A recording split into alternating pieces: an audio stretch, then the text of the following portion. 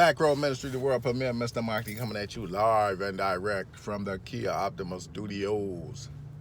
The world keeps on turning. I've been checked out. Sometimes I just check out of the world. I got a lot of other issues and things I have to work on, personal life, career-wise, but sometimes it's great to check out of the world. I see Snoop gets pumped by Gayle King and Susan Rice. Just, further demasculization of the black male. We see it again. He stands up for Kobe, then he gets punked. I mean, just, the typical script and the battle of the sexes theme they want to continue running, because that's what it's all about. Man doesn't need woman, woman doesn't need man, yet we see certain men with women of color on their shoulders now more frequently. Then the downplaying of the African American male, the downplaying of the Caucasian male, that he's just a chauvinist pig. So it's just battle of the sexes. That's what it's all about, battle of the sexes. So sometimes, like I say, I just check out. And my boy was telling me about Lizzo acting a fool. You gotta remember, in Hollywood, no publicity is bad publicity. People say things, even on YouTube. We say things sometimes just to get a spark, just to get a like. There's no such thing as bad publicity when it comes to these people. If you're saying something bad about me, at least you're saying something. That's the way they look at it. And Lizzo, she has to keep herself relevant because, like I said, I don't know what she's gonna do in this next album as an artist to keep herself relevant. She's gonna have to come with something new. As you mature in music, so does everything around you need to mature. So let's see what she does. So back on the XFL, I'm gonna talk a little fun about the XFL scripting and rigged. We saw a lot of scripted interceptions thrown last week. And pay attention to the teams. There's a reason why they have certain teams playing each other each week. And just pay attention to some of the matchups they have. So the big complaint now is there's no quarterback play. So Johnny Manziel was somebody they talked about not coming into the XFL. So let's see over the next week if they ink a contract with Johnny Manziel. Now, Johnny Manziel is not going back to the NFL. That's something that we know. He's not going to be an NFL quarterback. And there was a lot of these guys, like we said, that were born and bred for this XFL league. So let's kind of watch to see if Manziel somehow, we had week 2, this week, if we hear some rumblings about Manziel being picked up by one of the teams, then 10 out of 3 is going to be the New York team, with McGloin's making the statements he made about the offensive coordinator being horrible and the team sucks. I mean, McGloin threw an interception that, if you played Madden, you played Madden as many years as I did. Like the other day, I was playing Madden 20, and I pick a play, and I think sometimes like I said, I'm not a professional quarterback. I don't know what the mind does, but you kind of feel this way. Sometimes you'll pick a play, you'll pick a receiver, you'll pick a route, and you just have that route fixated in your head, and you just go along with the route, and you did not look at anything that was going on in the field. And the safety could have been sitting right there, the corner sitting right on your play, and as soon as you throw the ball, you're like, shit, the corner's right there. He's not moving. He's playing his position. He's not going anywhere. So pretty much that's how that interception looked that Matt McGloin threw. The safety, I think it was the safety or the free safety, was just sitting there. They weren't going anywhere. And he just lost the ball in the air for the free safety just to come up. I think they were playing like a cover. I want to say they were playing like a cover 6. They might have been playing a cover 6. And he just throws it right to inside the cover 6, and there's nobody to throw the ball to. It's 3-man coverage on one guy inside this zone. There's no way in hell you're going to get the ball. There's no pocket to throw the ball into. And he just throws the ball in there. Like, this is a professional quarterback. He knows what the fuck he's doing, and that's what we mean by scripted football. That's one part of it. The other part about the quarterback play and why you only have 2 very successful quarterbacks, one being P.J. Walker, who was a good college quarterback, very successful in college, and the other, of course, being Cordell Stewart, who had a lot of success at Ohio State. Only played those 2 years. I think he should have stayed a little bit longer. And I think the XFL is kind of good for him to kind of really put his game together. Is it exposes quarterbacks. The XFL truly exposes quarterbacks. And if you take the quarterbacks you have, and I can take a handful of quarterbacks right now from the NFL who would be successful in the XFL, you could have Patrick Mahomes, Rodgers would be successful, Lamar Jackson would be successful. What's my man? My man from Seattle, the quarterback from Seattle, Russell Wilson, he would be successful. Who else could be successful? That's about it. Outside of that, Matt Trubisky could be successful.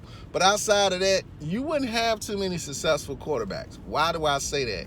Because in the XFL, all those sugar cupcake rules that they make for quarterbacks don't exist. Now, there's intentional roughness, but even with holding, you just can't grab a man in the XFL and it be cool. You can't do that. Like the Patriots, what they do during the game, that's going to be called in the XFL. They don't allow excessive just grabbing and holding, and it's not sugar-coated for the quarterback to be able to throw the ball, because that's what the NFL does. They've set up a league and they basically said, well, we want more points. So to get more points, make the game more exciting, we're going to allow the quarterback just to throw the ball up and down the field. And we're not going to call holding penalties and intentional roughness if you touch the quarterback's shoulder, all these quarterback-friendly rules. That's not football. That's never been. I didn't grow up with football like that. I grew up football with the young bloods and, the Pittsburgh Steelers defense and the goddamn 46 zone, the Monsters of Midway. These people, these people hurt people. They would physically hurt you on defense. Now, one thing I can say about the XFL, there was some injuries. They cut from the injuries real quick. They just don't do what the NFL does and just rest on the injury. If somebody gets hurt, they cut from that play very quickly and move on to the next guy. It's like, okay, man down, on to the next. It's none of that it's no sugar-coated football. So you saw a lot of games last week where the offenses didn't score. Because really, a lot of these guys on defense, you're going to have a lot of guys who you recognize on defense. You watch a lot of college football. That, back in the day when I was watching college football, a lot of guys I know from Auburn are playing on some of the XFL, Cameron Artis-Payne, guys like this. Sammy Coates, I think Coates is on one of the team. These are good players. These are real good players, and those are just offensive guys. We got a lot of guys on the defense that a lot of people have heard of who, kind of fell through the cracks. I mean, you got a lot of defensive players that are great in the NFL. A lot of great defensive players who play the script well. And the same thing goes with the XFL. These defenses are great. Let's call it what it is. I think what's been going on is it's been so much, the offenses are bad and the quarterbacks are bad. No, the quarterbacks aren't, we can say it like this, the quarterbacks aren't athletic enough. That's the problem. The quarterbacks aren't, if you put Tom Brady in the XFL, he's not going to be Tom Brady of the NFL. It's not going to work, because those defenses in the XFL, the way they design those defenses is get at your ass. Ain't nothing going to save you. There's not going to be any cupcake foul or flag thrown for your ass.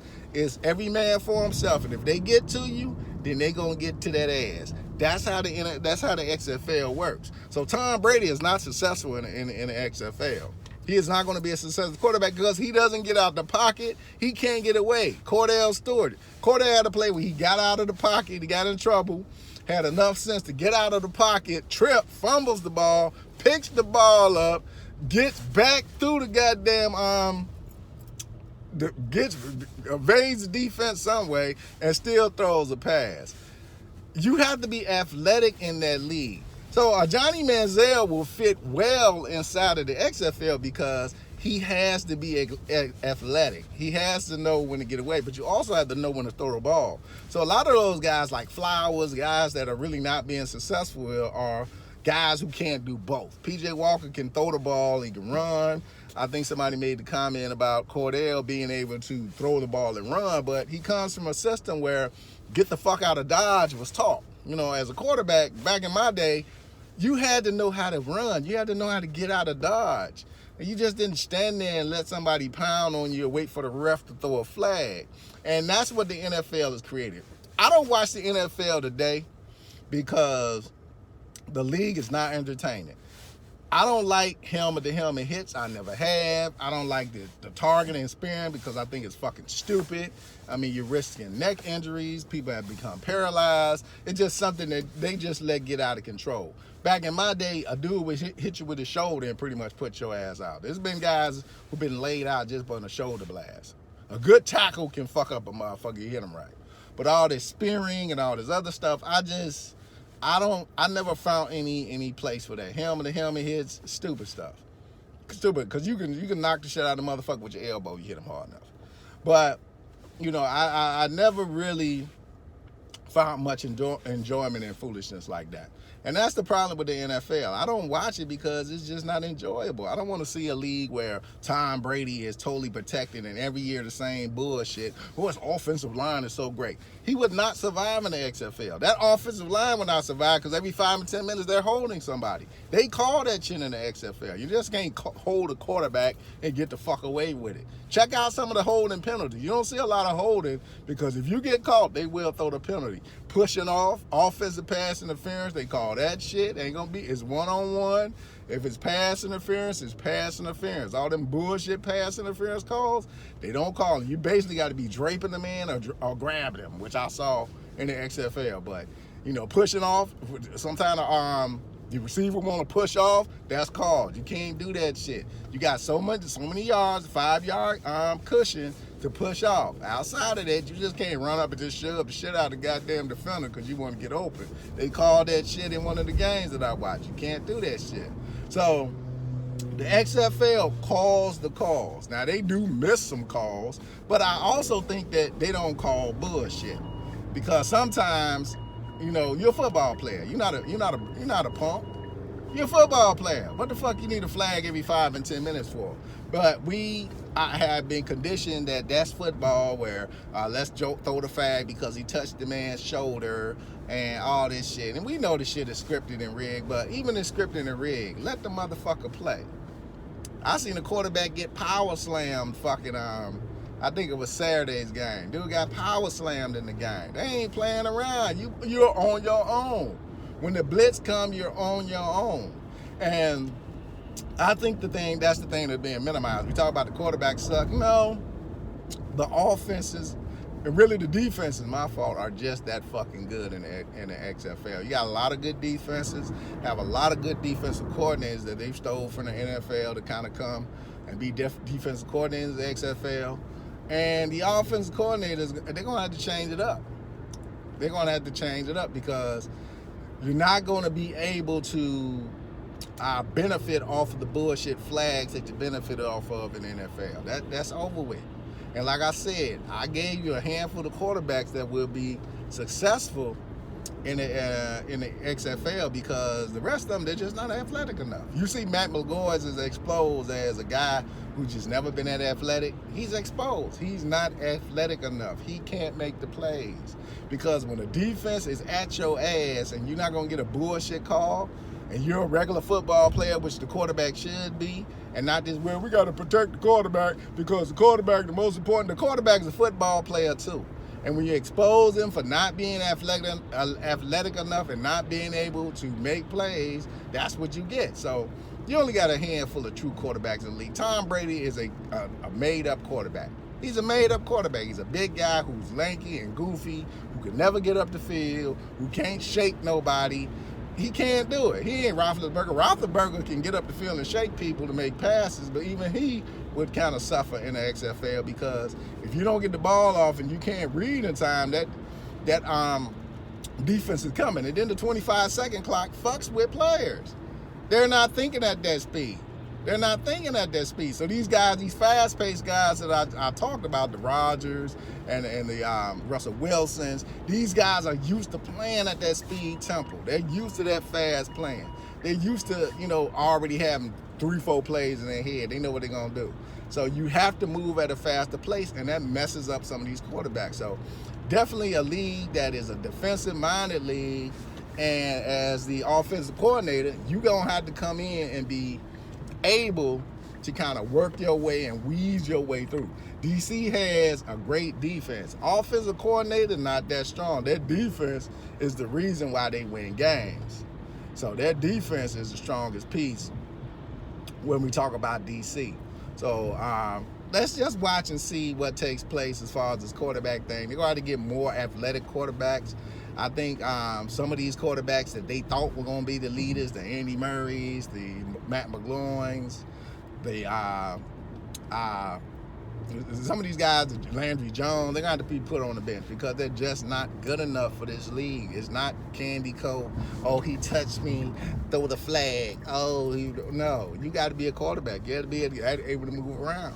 You got to be able to do something. And you damn sure have to have a running game. Somebody showed that this week with Seattle. You got to know how to run the ball. They ain't going to just let you sit there in the pocket and throw the ball up and down the field. It ain't one of them leagues. So it's forcing things to return. The running backs got to return. The fullbacks got to return. Football has to return in order to move the ball. And that's what this new league is showing because the defense is used to motherfuckers just passing all the damn time. They're used to that. Even in men, you might expose the defense and pass, but somewhere inside of your possession, you gonna have to run that ball at least one or two times to kind of throw that defense off. Had them thinking pass, and then you bam, you run it and break for the touchdown that way. So you're gonna have to learn how to mix it up. We saw a lot of good running this weekend with Camar, this Payne, Seattle with the two dragon head running offense. So they coming. You got to have the game together. And that's what football is about. And I think that the NFL forgot what football was about. And that's why I don't like the NFL anymore, because it forgot what football was about. I'm from Chicago. We never had no fucking quarterback. We never did. When I was a kid, we had quarterbacks that were coming there, but we had, I think our most popular quarterback growing up was fucking Vince McMahon. Not Vince McMahon, but Jim McMahon. That was it. That was our quarterback. So we were always a running back team. Ever since I watched the Bears, we was a running back team. We always had a running back. We had one of the greatest running backs of our time, a brother from Jackson State University, named Walter Payton. So we had one of the greatest running backs of all time. And as you watch the league, it's like that part of the game don't even matter. Quarterback. You can't touch the quarterback though, but it's all about the quarterback because people want to see points. People want to see football. And if you give them football, real football fans will watch football. Casual football fans just want to see worthless touchdown after touchdown. That just shows no defense. If I'm scoring 35, they had one game, I think, this season where they scored almost 70 points. That was that Tampa Bay game and the Rams. That's no fucking defense. There's no defense being played in that game when they're scoring almost 70 points. That's a college football score. There's no defense. That's not football. Football is 0-0 in the third quarter. That's football, because that tells me one thing, that these defenses are playing. Nobody has figured anybody else out yet. And finally, the only thing that happened was the offensive coordinator motherfucking jumped ship too fast, put in Flowers. Flowers throws a stupid-ass interception in the end zone, one of the dumbest, and really not his fault, but trying to do too much. Because why? Pass in the end zone. You don't pass the ball. Smart offensive coordinator, run the ball, at least get somewhere. Hey, we can't get a pass for a first down, let's just punt. We're not doing nothing stupid like that. And you set up a situation where now your quarterback, a young guy, trying to get his name back out there, does something totally stupid, like throw the ball in the end zone in the air right into the defender's hand. Totally stupid, totally rigged and scripted for Seattle to look good. Remember, their coach, Jim Zorn, whose name is in the Ring of Honor where they had all the fans, was the first quarterback of the Seattle Seahawks. So the ritual, that's another 10 ritual. That 10 ritual, we go back to the Super Bowl, the 10-10, we got that 10 ritual. And of course, Zorn wins the first home game in Seattle. So he's the first coach of the XFL's expansion team in Seattle Then he turns around and becomes the first. He's the first quarterback, and he gets that win on doing the Ring of Honor thing. They had 30,000 fans for this ritual. So watch Seattle to do something in the playoffs this year for the XFL. But I think the big teams right now is DC. We can watch a DC St. Louis situation going back to the World Series with DC and St. Louis. We can watch a DC and Houston situation where DC and Houston might be on a collision course to play in the first XFL Super Bowl, or the second XFL Super Bowl. The XFL been around before, so this could be their second Super Bowl. I don't know if they made two seasons last time, but definitely watch DC. Definitely watch Houston. They got the best two quarterbacks in the league with PJ Walker and Cordell Jones. So they're on a collision course. I'm gonna check to see when they play. I might head down to DC if they do play in DC. I don't know if they're gonna get to play this season, but it's only 8 teams, so I'm hoping that they do play and DC plays in Houston. Me and my boy might go, because that's gonna be an electrifying game, electrifying day. 2 great defenses, two great quarterbacks, just to see what they can do against them defenses, because neither defense likes to give up anything. And DC, they're just beasts. The way they got that defense scripted is to be one of the best defenses in the league for a while. So the way they just got it scripted up, I think DC might run Houston, but that's going to be the game to watch, DC versus Houston, when the Renegades play the Defenders.